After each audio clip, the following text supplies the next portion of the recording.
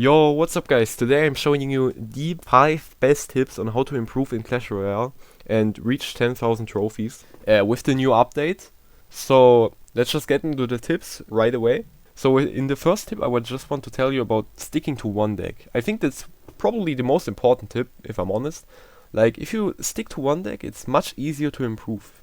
If you play like 5 different decks all the time, you play ladder with, let's say, a Beatdown deck, you play ladder with a Drill deck, you play ladder with some other kind of cycle deck, you will probably have a lot of trouble getting really good with one deck. Like, if you only play one deck in ladder, let's say you're maining like Lockbait, for example, you will probably become a lot better Lockbait player than any, like, if you play 3 decks at once, you'll probably be much better with Lockbait than any of the 3 decks.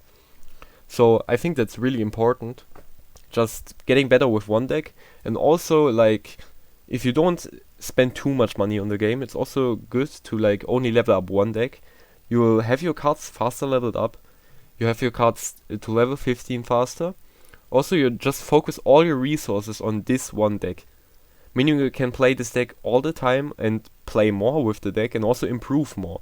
Like, it's a cycle just repeating itself.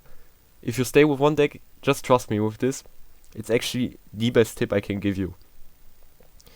Also, you can still like change your deck. Let's say you're playing Drill, and before you mostly played the Drill with Bomber and not Demolisher, but since the Demolisher buff, you kind of switch like to Demolisher in some decks, so you can like do smaller variations of your deck, but stay to the core deck.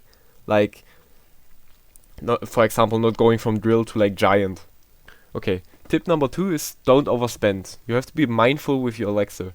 If you go in when you're low in Elixir, you're most likely just gonna lose, because your enemy is gonna overrun you. He's gonna defend your push, build up a big counter push, and since you don't have any Elixir, you can't defend. So you do have to be mindful of your Elixir and your opponent's Elixir. That's where Elixir counting goes in. Elixir counting is like more complex, I would say, and not necessarily important if you play like casual, but you don't have to necessarily be counting your Elixir, your opponent's Elixir all the time. Just knowing that when your opponent plays recruits, for example, that he's 7 Elixir down, and you know, okay, I'm up in Elixir right now, so you are aware of that fact and can play accordingly. Like, going in, for example, you can basically punish with any deck if your opponent is down in Elixir. So you go in when you're up in Elixir, so your opponent has a harder time defending. And also, you don't get overrun when the opponent is building a counter push, because you were up in Elixir. Also, with counting, you can count your opponent's card cycle. I would say counting your opponent's card cycle isn't useful like all the time, but if you're playing, for example, against Lockbait, you maybe should know when your opponent has the evolution Goblin Barrel. Like, evolutions counting can be really helpful, especially against Lockbait, like I said. And also, like, knowing when your opponent has the princess, so you can react faster and also have the right answers in your hand, so you don't get like in a weird and awkward cycle. Okay, tip number 3, you have to learn how to play against certain matchups. With any deck, you have like certain matchups where you play a bit more aggressive, a bit more passive, go in the other lane, go in the same lane. You just have to know how to act accordingly to your opponent's deck. How can you achieve this? Practice a lot. And also, I would jump from this to the next tip, tip number 4, play consistently, and also watch better players play the game. I think like the second most important tip of all these 5 tips, because watching other players play your deck is really helpful.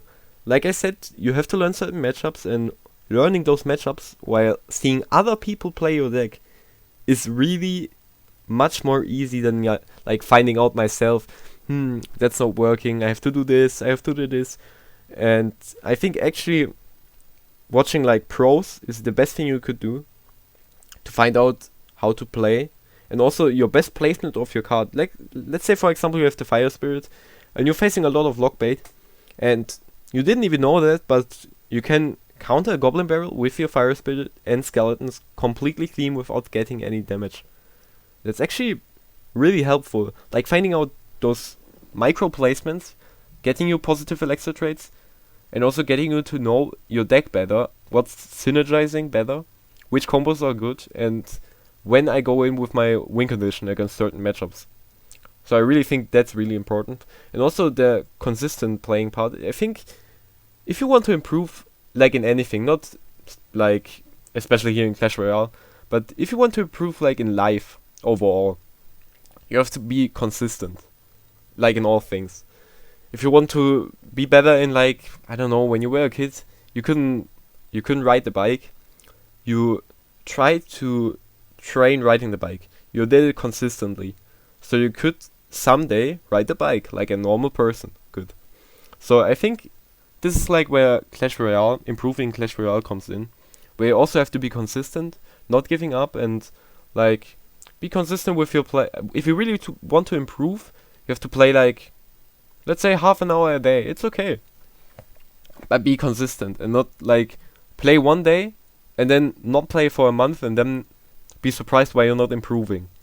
And jumping from this tip, like watching other players play, is what I think could be pretty boring for some of you guys. Watching your own gameplay, watching your replays. I think that's actually also a really good thing in how to improve. But I think it's more of an advanced tip. And if you're like a casual player, not playing like what is called Path of Legends now ranked, I think it isn't that important, but can really help you to improve. Because you can learn from your own mistakes by watching your gameplay. Also see, like, you'll probably be surprised, but you're doing some mistakes you probably didn't even know you're doing. And by watching this, you can really find out what I'm doing wrong. How do I fix that? There comes, again, watching pro players into play. Like, how do I fix that? You can watch other people play the game and identify your mistake by watching your own gameplay. And you can also learn more about your deck. And what's really good, I think, is like watching your opponents, how they play. If you're playing against a good opponent and he beats you, watch your replay and look, why did this guy beat me? What did he do? How did he play this matchup against my deck? How did he play with his deck against mine?